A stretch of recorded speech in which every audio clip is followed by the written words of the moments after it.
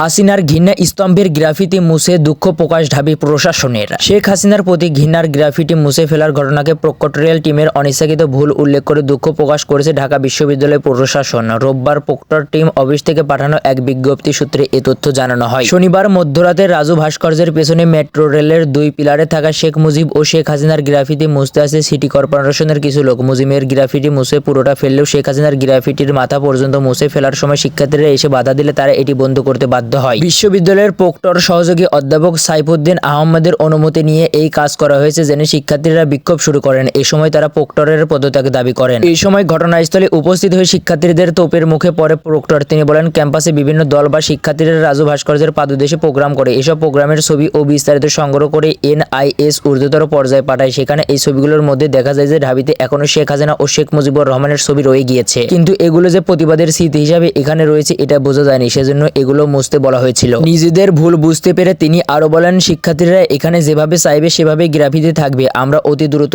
এই দুটি মেট্রোর পিলারকে ফ্যাসিবাদী ঘৃণা স্তম্ভ ঘোষণা করে দেব। পরে একটি ছাত্র সংগঠনের ঢাবি শাখার নেতাকর্মীরা ঘৃণা স্তম্ভ নামে এই গ্রাফিটিকে পুনরায় শেখ হাসিনার ব্যঙ্গাত্মক প্রতিকৃতি ফুটিয়ে তোলেন।